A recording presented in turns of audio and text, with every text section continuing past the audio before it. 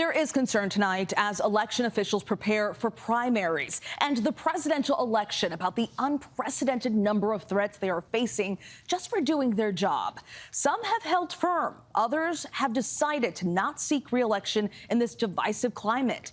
In tonight's Prime Focus, our Averi Harper travels to the critical battleground state of Arizona, where the barrage of threats after the 2020 election has skyrocketed the cost of running elections by millions. But officials there say the 2024 election will be fair and every vote will be counted. Arizona, a critical battleground in the race for the White House. God bless you. God bless you. God bless you. Conspiracy theories have flourished here since the 2020 presidential election, when crowds of Trump supporters gathered outside the Maricopa County Tabulation Center in Phoenix. We love Trump. We love Trump. Hurling unsubstantiated rumors that votes for the Republican president were not being counted. This is doing a credit to nobody to be lying. Are we going to win Pennsylvania? 4 years later, there remains no evidence of widespread voter fraud, but officials say the threat environment has skyrocketed the cost of running elections. Millions of dollars more as a result of things that have been added to the process since 2020. Maricopa County Recorder Stephen Richer, a lifelong Republican, has a big task ahead. Do you fear that those folks could be replaced with people who would want to overturn election results, with folks who are bad actors? Of course, we have good laws, we have good institutions, but ultimately we need good people. Every single printer has a barcode scan. We print ballots on demand. He's overseen voter registration and early voting here since January of 2021. You really have no understanding of what election administration was before election denialism. I don't know what normal ever looked like because I came in January 4th. My third day in office was January 6th. We had people outside of our facility, and election administration has very much been a hot topic ever since I've been in office. And so this is a lie that then leads to targeting of people, which is part of the reason why we do so many tours, is I just want to humanize the process. This is where both the board operations and the recorder operations happen. He showed us around their Phoenix facility as they prepared for Arizona's presidential primary and that all-important November election, showing us how ballots are sorted as they come in and where they're coming from. We have 8 Maricopa County voters living in Egypt. So much of the work here available to watch on live stream. This is the best team, right? Ballot processing's the best team. All right. These are teams of different parties. The lanyard that they're wearing, either Republican or Democrat or yellow is an independent. He showed us how election workers verify voter identification on mail-in ballots. They're actually doing signature verification right now, and that's when that green ballot affidavit envelope comes back. He gave us a look at the room where votes are tabulated. That is going to be the election management server. The results will be stored in there. This is just like any other warehouse. It's an inventory system. And Richer walked us through the warehouse where they store all the supplies necessary to run an election anywhere in the county. Maricopa County, we're larger geographically than 7 states. Despite efforts to make the process even more transparent and secure, Richer and other election administrators in the county have been on the receiving end of numerous threats.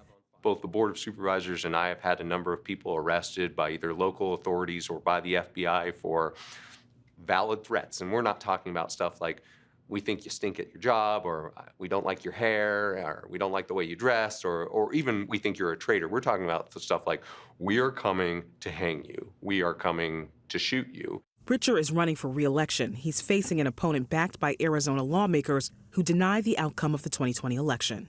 What do you make of the fact that many of the catalysts for this election denialism, the conspiracy theories, the threats that come your way, they're coming from within your own party? Yeah, it's really sad, and we're better than the drivel that you might see on the 27th comment on a blog post, but some of that has been elevated by people who are in positions of power, and words matter. And there's a lot of folks who have endured what you have, received lots of threats, and they say, I'm not doing this work anymore. Yeah. Why do you keep doing this job? Why are you running for re-election when there's lots of other folks who are leaving this sort of work in droves? Right. No, it's definitely true, and it's sad. In fact, I mentioned that 5-member board of supervisors, 4 of whom are Republicans. Of when I took office, at least 3 of them will not be there in January 2025. And so 1 had resigned, 2 have said that they are not running for re-election. Clint Hickman is one of those supervisors not running for re-election. Your own party is shoving knives in your back when you walk out the door. And it's very difficult. It's been very difficult to deal with for myself, my colleagues, Stephen Richer, recorder. Hickman supported Trump in 2020 and received threats after Trump's loss. I didn't take a phone call from President Trump, a la what occurred in Georgia. Can you describe what the threats were? Hanging, lynching, stabbing, killing, everything under the sun. At one point, Hickman said 100 people came to his house while he, his wife, and children were home. He says 2 sheriff's deputies stood guard outside. The deputies warned us, we're going to tell everybody you're not home. Don't make it hard for us, there's just 2 of us. You know, and I said, okay, well, how do I know if you guys get in trouble? And they said, if you start having pounding on the door, we're not going to let that happen. If there's pounding on the door, you know, be ready. Now Hickman says he isn't running for re-election, making him a part of the exodus of election administrators across the country. You are not unlike many other election administrators, election workers that we're seeing depart from this work. It's horrible to talk to citizens and say, hey, can you come out and help run an election? Can you observe the election?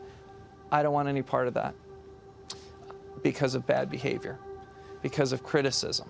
It's ridiculously horrible. Mm-hmm. So if you can't get the best, expect the worst. Back at the tabulation center, Richer wants it clear what the stakes are this year.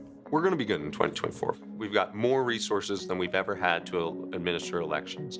The board is committed. Their side of the operation is committed.